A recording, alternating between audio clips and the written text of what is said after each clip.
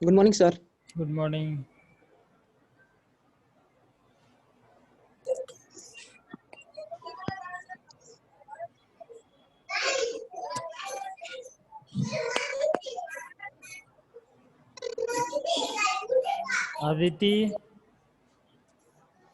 Aditi Tiwari. Good morning, sir.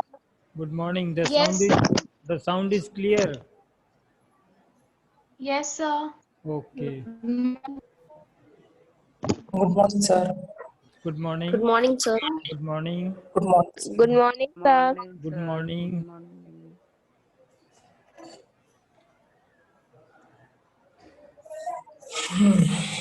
Good morning, sir. Good morning, sir. Good morning, sir. Good morning, sir. Good morning. Good morning, sir. Good morning. How many of you are connected now? Sir, 31. 31. 31, sir. Yes, sir. We may start. Yes, sir. Okay. Yes, sir. Then in the chapter metal and non-metal, yesterday there was the two topic, that was alloys and the, you can say, anodizing. First of all, Anodizing, yes, maybe sir. I may describe the alloys. What is alloy?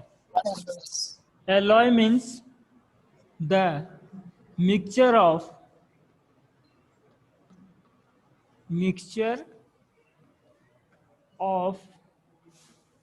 two metals. Sir, page number. बेटा last Last part है page. ये chapter का, last one. Last topic. That one's 54, page number 54. Of two metal or one metal and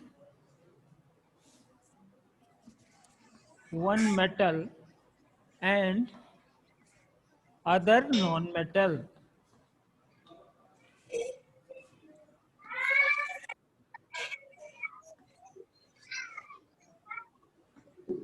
just see बेटा, अगर mixture में आपके दो metal होंगे, टू मेटल होंगे, तो इसका जैसे एग्जांपल हम ले लेते हैं आपका ब्रॉन्ज, BRONZE, ब्रॉन्ज. ब्रॉन्ज में देखेंगे कि एक आपका क्या पाया जाता है, कॉपर पाया जाता है, और दूसरा क्या होता है जी, दूसरा क्या होता है ब्रॉन्ज के अंदर, कॉपर और 13. SN जी, SN. Yes. इसको हम लोग कॉपर कहते हैं, इसको हम लोग टिन कहते हैं. ये हो गया दोनों मेटल है यहाँ पर. अब एक ऐसा एग्जांपल देखते हैं where one is metal and the other one is non metal. The example you can say iron, solid iron. In that case, for tough iron, we take the Fe, that is iron, and the next one is your carbon in the ratio 0.05. Ratio क्या होता है, 0.05 में होता है carbon आपका. और ये हो गया आपका आयरन, दिख रहा है ना, iron, and this is your carbon. Here one of them is your metal and the other is non-metal. Have you got it? This is an example Yes. where one is metal and the other is non-metal. Is it clear? Yes, sir. Now, Yes, sir.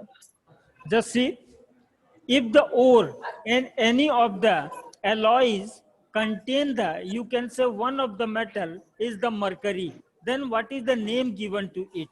अगर किसी भी alloy के अंदर एक जो metal हो वो mercury हो, तो उसको हम क्या नाम देंगे? No answer. Sir, से Sir, amalgam. amalgam, correct answer. amalgam. Amalgam is the correct answer. May I rub it? Yes, sir. Okay. Yes, sir.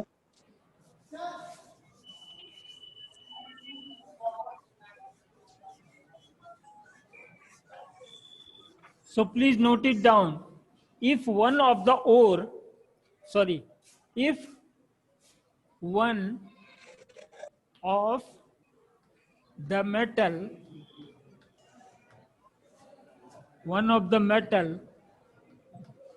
in any alloy,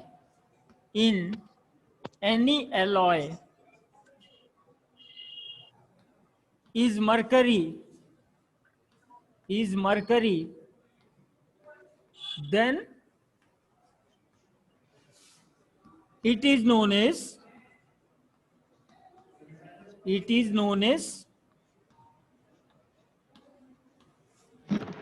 amalgam. Have you got it? ये समझ में आया बेटा? अगर किसी भी alloy के अंदर एक मेटल आपका मरकरी होगा तो उसे हम क्या कहेंगे? एमलगम कहेंगे. It is an important point to note it down. Have you got it? Yes, sir. May I rub this? Yes, sir. Okay. No, sir. No, sir. No, sir. Write it.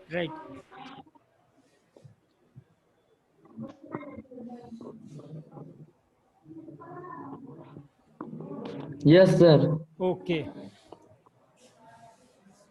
Then let us discuss about some properties of the alloys. Properties of the alloys. Properties of alloys.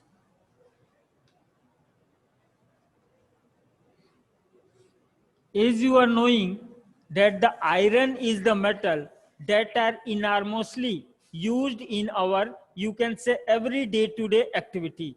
Iron एक ऐसा metal है जो हमारे रोजमर्रा के activity में इस्तेमाल होता है, आइदर इन द इंडस्ट्री और ऑटो सेक्टर, और यू कैन से इन द अदर सेक्टर.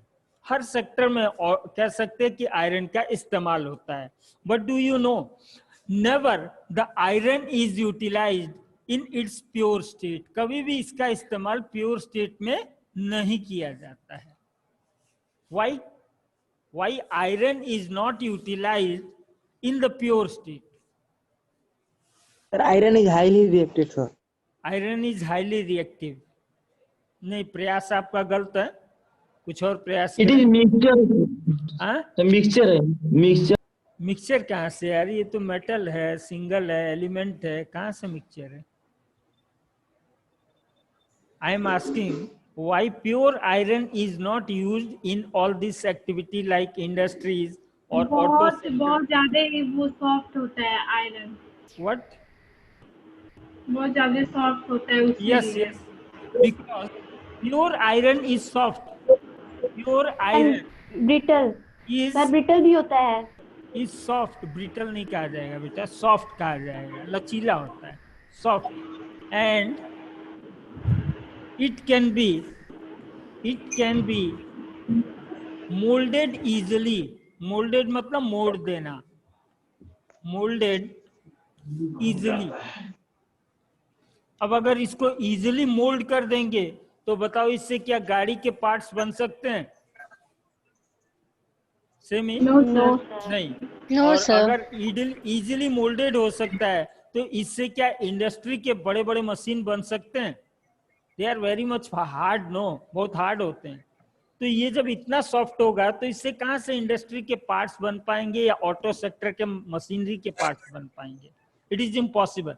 इस वजह से प्योर आयरन का इस्तेमाल ना करके इस आयरन का हमेशा भी इस्तेमाल जहां भी किया जाता है वो किसके रूप में किया जाता है? एलॉयज के रूप में किया जाता है. जैसे अभी अभी मैंने आपको एग्जांपल बताया था कि आयरन को मिला दिया जाता है 0.05% कार्बन के साथ.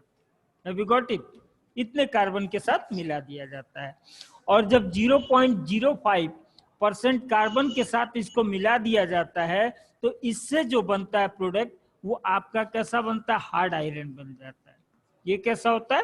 Hard iron.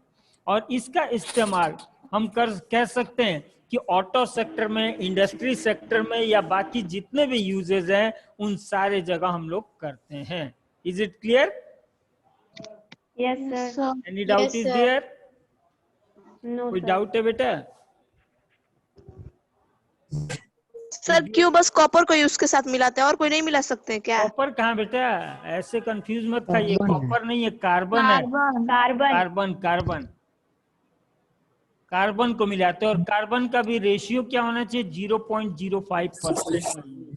सर इतना ही होना चाहिए। सर जैसे सर अगर सर इससे और अधिक किसी हुआ, को नहीं मिला सकते हैं इसके साथ? हाँ, सर अगर इससे अधिक हुआ तो? इससे अधिक होगा तो फिर नहीं हो पाएगा, सर प्रॉपर्टी चेंज हो जाएगी। आयरन जैसी प्रॉपर्टी वो नहीं शो करेगा। आयरन की प्रॉपर्टी तो रहनी चाहिए ना। ऐसा नहीं एलॉय बनाते समय आप अपनी मनमर्जी से कोई भी चीज कितना भी मिला लेंगे। एलॉय बनाते समय ये प्राइमरी मेटल हुआ, इसको प्राइमरी मेटल कहते हैं, और इसको क्या कहते हैं? सेकेंडरी मेटल कहते हैं। इसको सेकेंडरी कहते हैं। इस प्राइमरी मेटल और सेकेंडरी मेटल का जो प्रोपोर्शन होता है वो फिक्स्ड होता है या एप्रोप्रिएट होता है, उसको चेंज हम नहीं करते हैं। सर एलॉय को सर एलॉय को बनाते हैं तो फिक्स्ड रेशियो बनाते हैं। हाँ जी, सर एलॉय जब भी हम लोग फिक्स्ड रेशियो होता है उसका। फिक्स्ड रेशियो मतलब परसेंटेज फिक्स नहीं होता है, बस ये होता है जैसे अगर मान करके चलिए 3 ग्लास इसको लिया तो आपको 1 ग्लास इसको लेना पड़ेगा, ऐसा रेशियो फिक्स होता है। ये नहीं होता, फॉर्मूला वाला रेशियो नहीं होता है, उसकी मात्रा वाला रेशियो फिक्स होता है। उसका क्वांटिटी सर। हाँ सर क्वांटिटी की बात। सर हाँ जी सर सर 0.05 ये परसेंटेज में है। ये परसेंटेज है, 0.05% ऑफ कार्बन। सर तो अब 3 ग्लास में 1 ग्लास कैसे लेंगे? मैंने एक एग्जाम्पल दिया है, मैंने इसका नहीं बताया कि आयरन और कार्बन का। मैंने कहा कोई भी जैसे एलॉय बनाते हैं तो वहां पे फिक्स लेते हैं कि जैसे किसी एक का 3 ग्लास लिया तो दूसरे का क्या लेंगे? 1 ग्लास लेंगे। यहाँ पर जैसे आयरन ले रहे हैं तो आयरन के अंदर केवल 0.05% ही कार्बन होगा। समझ में? Have you got this? Yes, yes sir. Okay. Now, let's move to one more point. Properties of the alloys. Alloys are bad conductor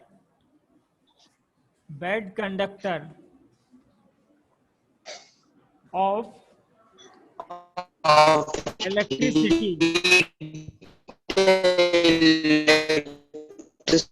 electricity and heat.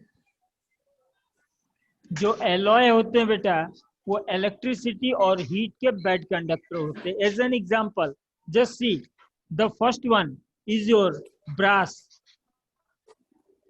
Brass किस चीज का बना होता है? ब्रास बना होता है, one is copper and than copper, zinc, zinc, Zn. Copper zinc. About the bronze, bronze जो एलॉय होता है ये किस चीज का बना होता है? कॉपर और टीन। कॉपर और और tin. Now just see, sorry, in both of SN. them, in both of them, there is the presence of the copper. इन दोनों में क्या चीज पाया जा रहा है? कॉपर पाया जा रहा है। Copper. And the copper is very good conductor and it is utilized for, you can say, electric circuit or wiring of the houses and the other appliances. इसका वायरिंग के लिए इस्तेमाल किया जाता है ना, क्योंकि ये बहुत गुड कंडक्टर है। मगर इसी से बना हुआ, इन दोनों के मिक्सचर से बना हुआ एलॉय जो होता है that is known as the brass, या इन दोनों के मिक्सचर से बना हुआ जो एलॉय होता है that is the bronze. They are bad conductor of electricity. They are bad conductor of electricity. यानी कि आपके ब्रास और ब्रोंज ये दोनों के दोनों बैड कंडक्टर होते हैं इलेक्ट्रिसिटी के, जबकि वहीं पे इसका कंस्टिट्यूएंट एलिमेंट जो कॉपर है वो आपका गुड कंडक्टर ऑफ इलेक्ट्रिसिटी है। Have you got this sir point? Sir electrical conductivity वाली पॉइंट आपको समझ में आया? Give the response excuse me यार। सर हाँ, सर जो टीन है वो मेटल या नॉन मेटल है? तीन मेटल है बेटा, ये चारों के चारों मेटल ही हैं, तीनों। ये पॉइंट क्लियर हुआ? तब Yes, क्यों बेड sir. है सर? हाँ, यस सर। ओके। सर एक बार और बताइए। मैं कह रहा था ब्रास जो बना हुआ होता है वो कॉपर का बना हुआ होता है और जिंक का बना हुआ होता है, और जो ब्रॉन्ज बना हुआ होता है वो कॉपर का बना हुआ होता है और टिन का बना हुआ होता है। यहाँ हम जानते हैं कि कॉपर और ये आपका गुड कंडक्टर ऑफ इलेक्ट्रिसिटी होता है, very good conductor of electricity, इसलिए इसका यूज हम इलेक्ट्रिकल अप्लायंसेस में करते हैं। बट व्हाट वी ऑब्जर्व, ये जो ब्रास होता है it is the not the good conductor of electricity, it is the bad conductor of electricity. हालांकि बना किस चीज का, कॉपर का है ना। वहीं पे ब्रॉन्ज को भी देखें तो ये भी कॉपर का ही बना है, but it is a bad conductor of electricity and it does not conduct the electricity is the copper does. Copper जैसे इलेक्ट्रिसिटी कंडक्ट करता है उतना इलेक्ट्रिसिटी कंडक्ट नहीं करता। So we are giving that the alloys are bad conductor of electricity. Okay, sir. Sir हाँ, sir steel sir दोनों sir steel क्या steel? Steel sir किसे बना होता है? स्टील के अंदर तो आपका ये स्टेनलेस स्टील जो होता है, मिक्सचर होता है सर उसमें। Yes sir. वो तो केवल ओरिजिन से प्रूफ करने के लिए ना बनाया गया था स्टेनलेस स्टील। क्रोम प्लेटिंग या निकल प्लेटिंग कर दिया गया था तो हमें क्या मिल गया था, स्टेनलेस स्टील मिल गया था। उसको एलॉय नहीं कहेंगे, that is not alloy. Alloy नहीं कहेंगे सर। उसमें केवल उसके ऊपर एक कवर लगा दिया गया था ओके सर। क्रोमियम के एक सर। या तो निकिल का, उसको स्टील हम कहते हैं। सर हाँ सर कॉपर और जिंक दोनों sir conductor good conductor of heat है, लेकिन अच्छा, जरा ब्रास एक क्यों एक सर एक मिनट रुके, दरवाजा बंद कर लेंगे।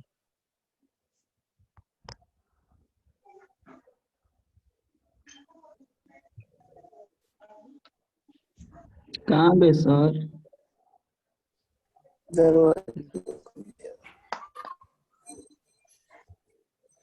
Yes sir.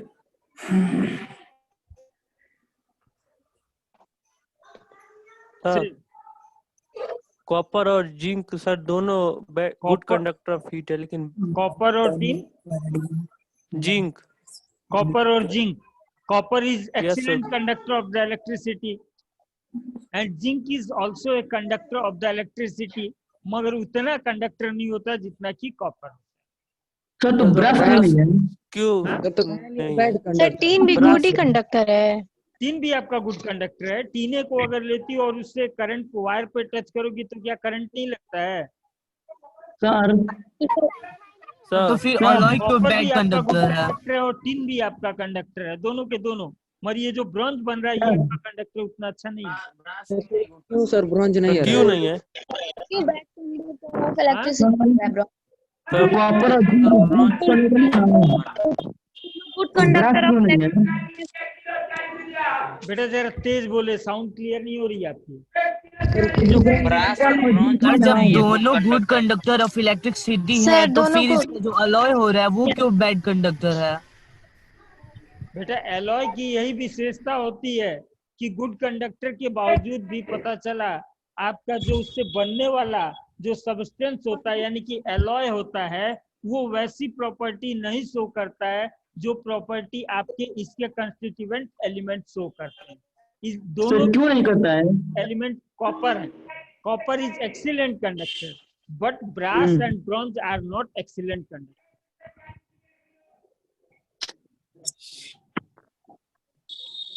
अच्छा, जरा सा दूसरे पॉइंट पे देखते हैं। ये आपका दूसरा हीट, हीट के लिए देखते हैं कि एग्जांपल आपका शोल्डर, शोल्डर नाम सुना है?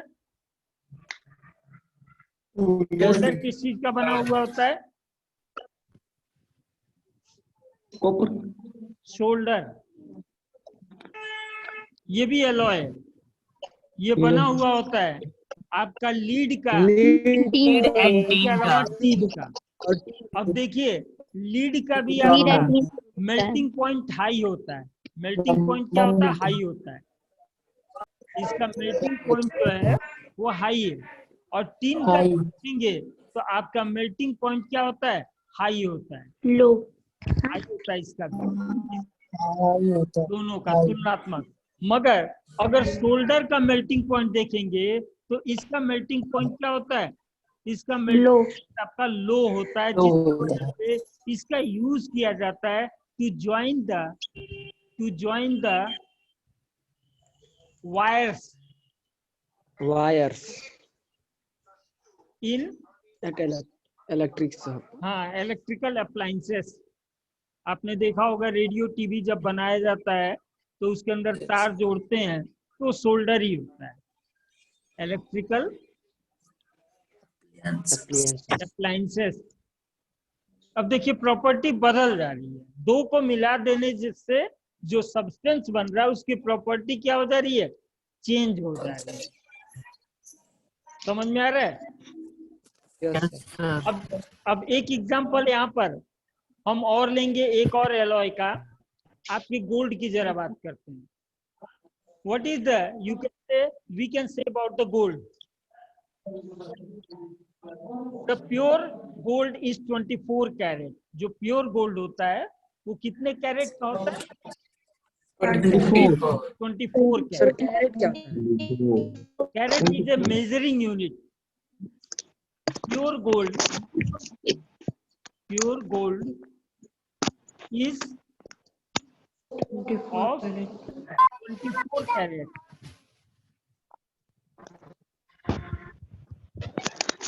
But there is one drawback of the gold. It cannot be utilized for making. It cannot be utilized for making ornament.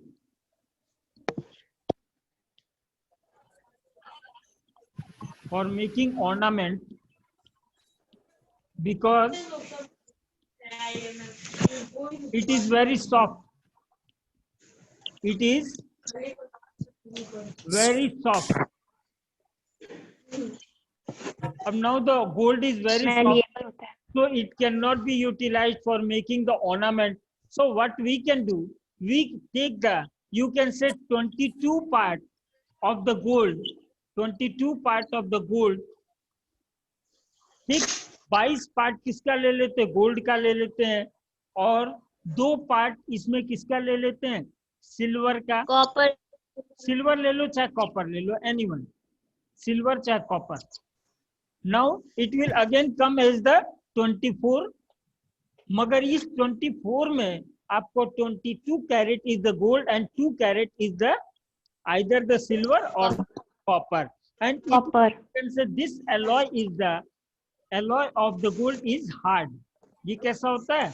It is hard and it is utilized for making the ornament, and generally in India the gold ornament are made up of the 22 carat. India में जो भी gold ornament होते हैं वो 22 carat के ही होते हैं।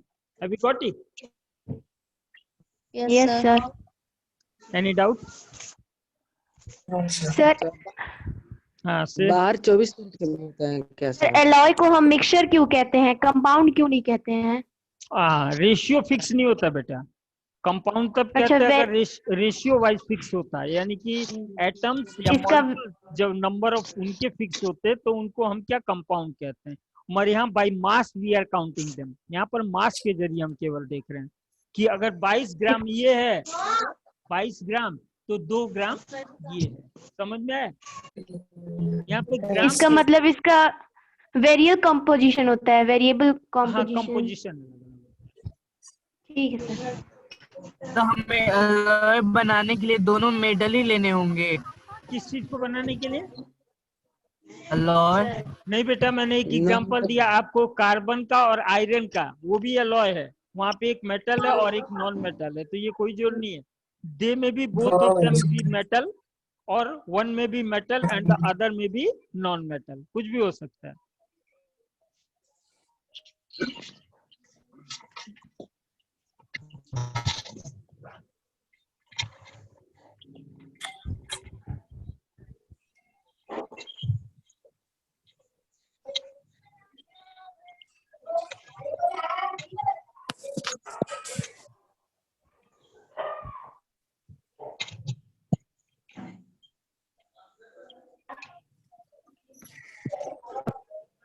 Just see, anodizing, that is our last point of, you can say, prevention from the corrosion।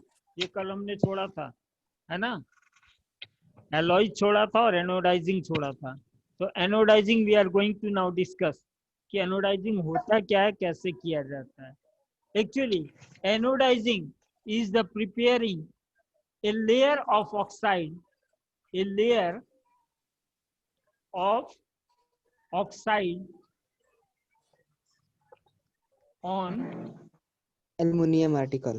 yes, on aluminium article। aluminium article के ऊपर ही इसका उपयोग किया जाता है। Electrolysis That means the formation of Al2O3 through electrolysis। किसके जरिए होता है? Through electrolysis। electrolysis where aluminium article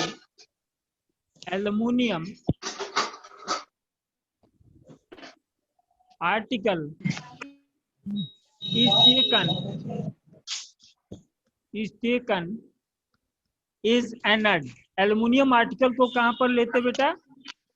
taken is anode। और जो आपका क्या इलेक्ट्रोलाइसिस किसका कराते हैं? किसका इलेक्ट्रोलाइसिस होता है? सल्फ्यूरिक एसिड, आपका dilute sulphuric acid and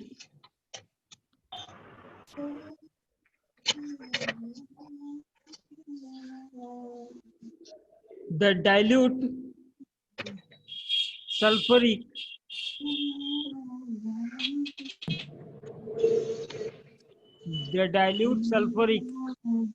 acid is taken। और इस डाइल्यूट सल्फ्यूरिक एसिड से जो आपका ऑक्सीजन निकलता है वो जाकर के किसके ऊपर, यानी कि एल्युमिनियम के ऊपर डिपॉजिट हो जाता है। जस्ट एन एग्जांपल मैं यहाँ पर आपको दिखा रहा हूँ। जैसे ये मान करके चले, ये आपका डाइल्यूट H2SO4 है।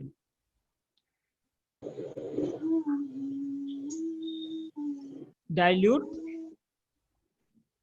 H2SO4 सल्फ्यूरिक एसिड है। हमने एनएड के रूप में कोई भी आर्टिकल ले लिया जो कि किस चीज का बना हुआ है? ये आपका एल्युमिनियम का बना हुआ है। किस चीज का बना हुआ है? एल्युमिनियम का बना हुआ है। और यहाँ पर हम कैथोड ले लेंगे, दोनों चाहिए। अब आपका यहाँ से अगर ज्वाइन कर देते इसको,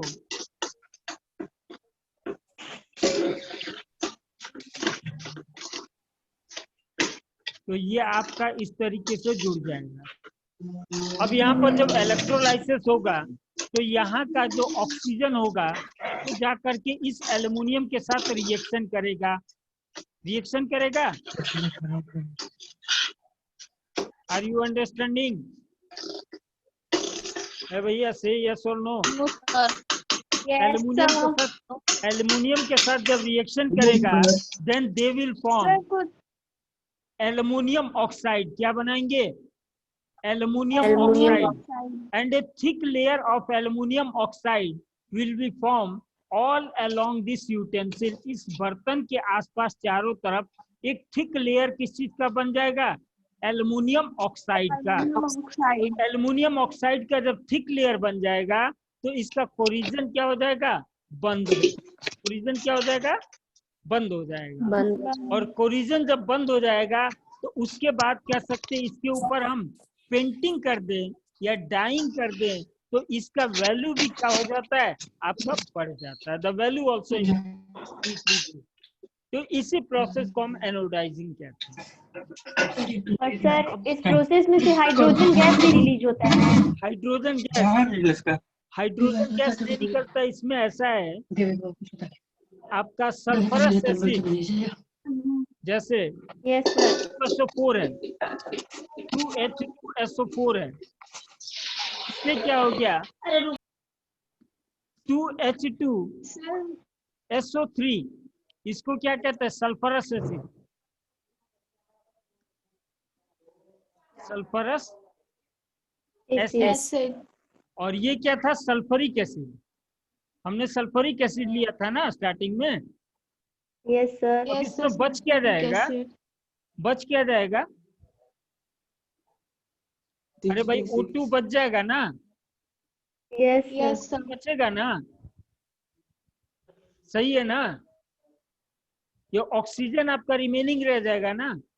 ये ऑक्सीजन चला जाएगा कहाँ पे? एल्युमिनियम के साथ। एल्युमिनियम के साथ ये ऑक्सीजन रिएक्शन कर जाएगा। तो सल्फरिक एसिड इसलिए लेते हैं ताकि ये टूट करके सल्फरस एसिड में कन्वर्ट हो जाए और ऑक्सीजन जाकर के एनएड के जो आर्टिकल है उसके साथ रिएक्शन करे और वो एल्युमिनियम ऑक्साइड का लेयर बना ले। Have you got it? Yes sir. Water नहीं है ना? वाटर होता तब तो हाइड्रोजन और ऑक्सीजन के रूप में ब्रेक करता। हमारे यहाँ पे वाटर हम नहीं ले। वी आर टेकिंग वाटर ले सकते हैं सर? नहीं, ले नहीं सकते बाबू। अच्छा सर वो क्या लिखे हैं? कौन सा बेटा? एल्युमिनियम के बाद? एल्युमिनियम के बाद ये वाला नहीं, उसके नीचे। उसके ये वाला उसके जस्ट नीचे सर वो जो लिखे हैं आर्टिकल सर। ये articles aluminium article. Aluminium article. Aluminium article is taken.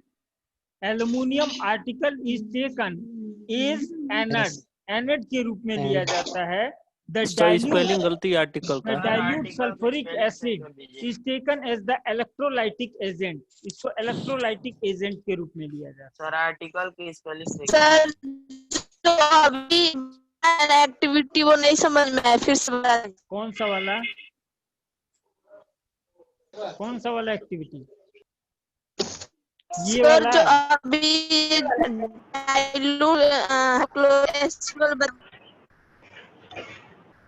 नीचे वाला कह रही है सर, जो वो इलेक्ट्रोलाइसिस वाला।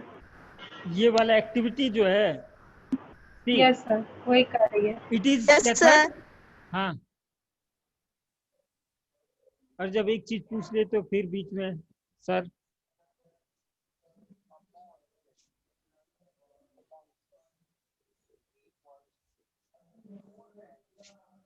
एक आर्टिकल ले लिया एल्युमिनियम का। ये आपका जो आर्टिकल है वो एनएड के साथ हमने कनेक्ट कर दिया। ये बड़ा वाला देख रहे हैं एनएड है और ये छोटा वाला आपका क्या है? कैथोड है। कैथोड को हाँ कैथोड है, दोनों चाहिए ना। इलेक्ट्रिसिटी तभी ना पास करेगी, सर्किट कंप्लीट होगा। अब जब सर्किट कंप्लीट होगा, इलेक्ट्रिसिटी पास कर रही है, तो ये आपका डाइल्यूट सल्फरिक एसिड है। सल्फरिक एसिड ब्रेक डाउन होगा और ये सल्फरस एसिड बनाएगा H2SO3। यहाँ पे H2SO3 सल्फरस एसिड बना लेगा और साथ में O2 आकर के यहाँ पर एल्युमिनियम के साथ रिएक्शन कर जाएंगे। क्या करेंगे? O2 यहाँ से जाएगा और एल्युमिनियम के साथ रिएक्शन करेगा और O2 जब जाकर के एल्युमिनियम के साथ रिएक्शन करेगा तो दे will form the thick coating of aluminium oxide. किस चीज का? मोटा सा कवर बना लेंगे एल्युमिनियम ऑक्साइड का। ये वाला यानी कि एल्युमिनियम ऑक्साइड का मोटा सा कवरिंग बना लेंगे और ये मोटे से कवरिंग बनने की वजह से अब फर्दर जो अंदर वाला एल्युमिनियम है उसका कोरिजन नहीं हो सकता है। नहीं होगा। उसके बाद इसको हम लोग क्या कर देते हैं, पेंटिंग वगैरह कर देते हैं और इसका वैल्यू भी बढ़ जाता है और ये मार्केट में अच्छे दामों में सर बिकता होगा। जस्ट क्यों पहले ही हम लोग लिसन, कुकर जो प्रेशर कुकर आता है वो एक तो आपका एल्युमिनियम का जस्ट ऐसे बना हुआ सफेद रंग का होता है, उसकी कीमत कम होती है, मगर एक काले रंग का या पीले रंग का फिचूरा वगैरह का जो कुकर आता है उसकी कीमत ज्यादा होती है। Do you know why? क्योंकि वहां पर एनोडाइजिंग किया गया है, यानी कि उसके ऊपर कोरिजन नहीं होगा, और दूसरा चीज अट्रैक्टिव देखने में भी लगता है बोल करके उसकी कीमत क्या होती है, ज्यादा होती है। आपने देखा होगा दोनों चीज, वो सारे एनोडाइजिंग से ही बनाए गए। The best example is that one. हाँ देन, सर हाँ ये सर। जब मोटा हो रहा है तभी हम लोग क्यों पेंट कर रहे हैं? अरे भाई मोटा हो जा रहा है, ऑक्साइड का लेयर, तो मोटा चीज वैसे भी हमको पसंद आता है, पहली बात ये। दूसरा चीज, ऑक्साइड का जब लेयर बन गया तो अब कोरिजन नहीं ना होगा, कोरिजन सर नहीं होगा, एलओएस मगर उसका कलर हो सकता है उतना चमकीला नहीं रहा हो जितना चमकीला कलर किसका था, एल्युमिनियम का था। एल्युमिनियम का कलर शाइनी होता है, जबकि एल्युमिनियम ऑक्साइड शाइनी कलर का नहीं होता है। कभी एल्युमिनियम के वायर के ऊपर कार्बन लगते हुए देखा है? अरे लाइट आपके घर में आती है ना, तार जोड़ करके रखा गया होता है केबल में, अचानक क्या होता है, करंट भग जाता है, तो आप क्या करते, बांस या डंडे से उसको हिला देते हैं तो फिर लाइट जल जाती है। कभी ऐसे तार को देखा है? No sir. नहीं देखा है? नो प्रयास सर। करना देखने का, किसी लड़के ने देखा है? Krishna Singh, have you seen it? Yes sir. हाँ, तो अगर देखा होगा तो वहां पर क्या होता है कि एल्युमिनियम के ऊपर काला सा लेयर जम जाता है। क्या जम जाता है? काला सा लेयर जम जाता है, जिसको हम कार्बन भी कहते हैं लोकल भाषा में। Yes sir, yes. वही आपका एल्युमिनियम ऑक्साइड है। तो अब उसका रंग तो काला हो गया। अब कुकर को अगर काला बेचोगी उस तरीके से धंधे में, तो उसका रेट कहाँ लगेगा? रेट लगाने के लिए जरूरी होता है कि उसको फिर क्या कर दो, रंग दो या डाई कर दो, कलर कर दो। तो उसके रगड़ने पर सही हो जाता है। हाँ से सर गर्म पानी डालने से हट जाता है। गर्म पानी, मर क्या जरूरत है, हम उसको पेंट कर दे रहे हैं ना, ताकि और अट्रैक्टिव हो जाए और ज्यादा उससे हमें फायदा मिले। दुकानदार को और ज्यादा ना फायदा मिल रहा है। कहाँ कोई सिंपल प्रेशर कुकर 800 का तो 1600 का, डबल हो गया। सर एलओएस की बस एक ही प्रॉपर्टी होती है। हाँ, एलॉय एलओएस की की बस एक ही प्रॉपर्टी। 2 प्रॉपर्टी मैंने बताई एलॉय की। एलॉय की तो वैसे ये सारी प्रॉपर्टी चेंज कर देता है। पहला चीज तो ये, किसी भी मेटल को अगर सॉफ्ट मेटल है तो उसको हार्ड बना देता है। दूसरा प्रॉपर्टी मैंने ये बताया कि अगर आपके मान लीजिए मेटल का कंडक्टिविटी बहुत हाई है तो उसकी कंडक्टिविटी को क्या कर देता है, लो कर देता है। तीसरा मैंने ये बताया आपको कि अगर वो गुड कंडक्टर यानी कि मेल्टिंग पॉइंट उसका हाई है तो उसके मेल्टिंग पॉइंट को लो कर देता है। 3 point. Single sir physical method से सेपरेट भी नहीं होता है। हाँ जी, फिजिकल मेथड से सेपरेट भी नहीं होता है। नहीं होता, सवाल नहीं पैदा होता, क्योंकि बनाने का तरीका अब क्या है एलॉयज का, ये भी समझ ले जरा।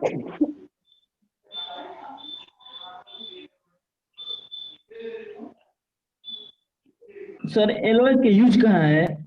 एलॉय का यार अभी अभी इतने सारे एग्जांपल बताएं, तो अभी ब्रास बन रहा है, ब्रॉन्ज बन रहा है, इंडस्ट्री सेक्टर में है, ऑटो इसके सेक्टर में अलावा है। आपका गोल्ड बन रहा है। गोल्ड का कोई यूज नहीं हो पाता अगर एलॉय नहीं बनता, तो ज्वेलरी में एलॉय बन गया तब ना जाकर के उसका यूज हो पा रहा है, नहीं तो क्या। Why corrosion of metal is not always harmful?